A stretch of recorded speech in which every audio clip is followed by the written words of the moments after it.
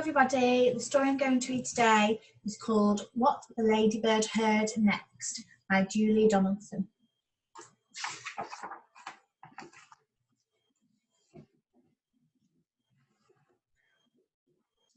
Once upon a farm lived a ladybird, and these are the things that she saw and heard. The cow in her shed, the horse in his stall, the cats who purred on the garden wall, the barn full of straw, the field full of sheep, the kennel where the dog lay fast asleep.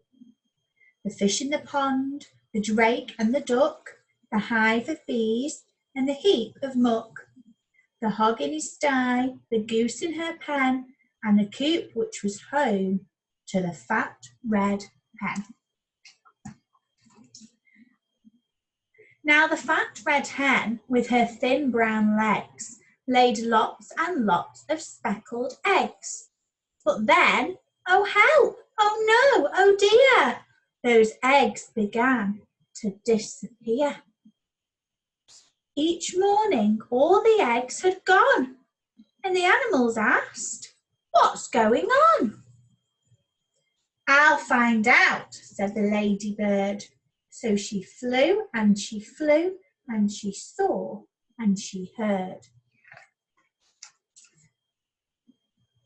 She saw two men in a big black van with a torch and a sack and a cunning plan.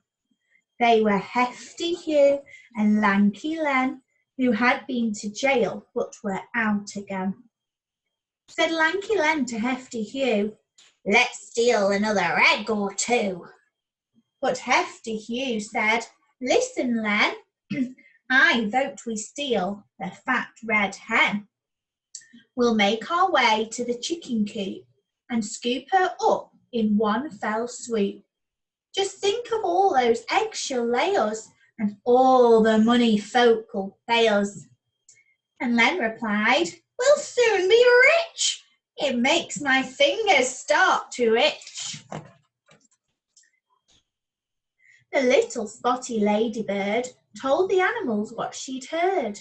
Hefty Hugh and Lanky Len are planning to steal Fat Red Hen. Then the cow said moo and the hen said cluck. Hiss, said the goose. Quack, said the duck. Neigh, said the horse. Oink, said the hog. Baa, said the sheep. And woof, said the dog. And the two cats meowed. "Those bad, bad men. We can't let them steal the fat red hen." But the ladybird said, "Listen, quick. I've thought of a really clever trick." At dead of night, the two bad men opened the coop and snatched the hen. But the fat red hen began to cluck. "Why don't you steal the downy duck? Her eggs are bigger far than mine, and people say they taste divine." "Good thinking that," said Lanky Len. They tiptoed to the pond. But then the downy duck began to quack. "Oh, please don't put me in your sack.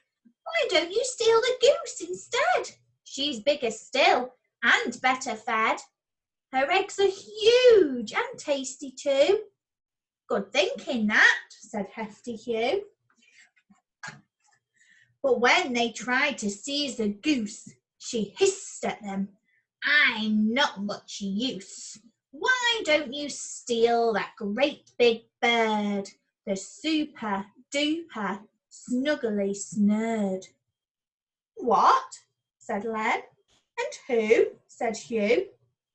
The goose replied, "I thought you knew. She lays the biggest eggs of all. Each one looks like a rugby ball." The duck joined in. "She's friendly too. I'm sure she'd love to live with you. She'll put an end to all your cares.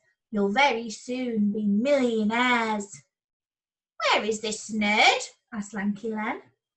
"Not far away," chipped in the hen. "She lives inside that big brown heap.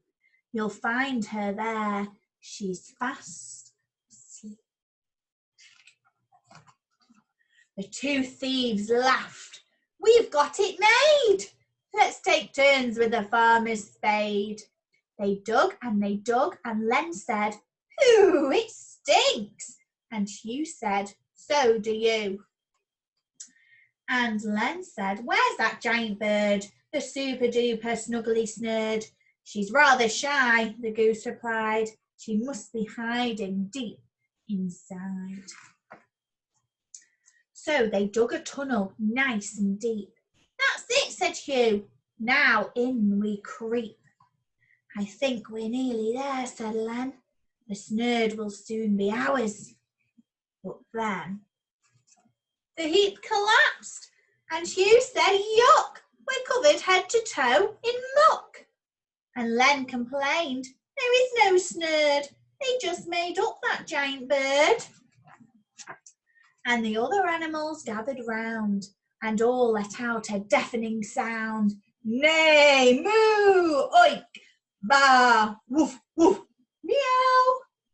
What a racket, what a row.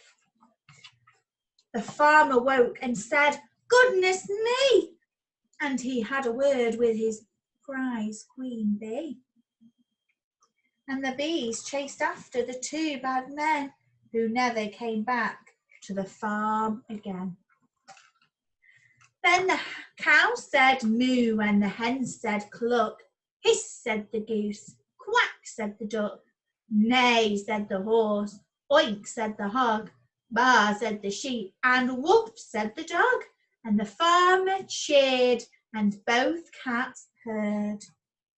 But the ladybird said never a word, and neither did the snuggly snurd. The end. Hope you enjoyed story time. See you again soon. Bye.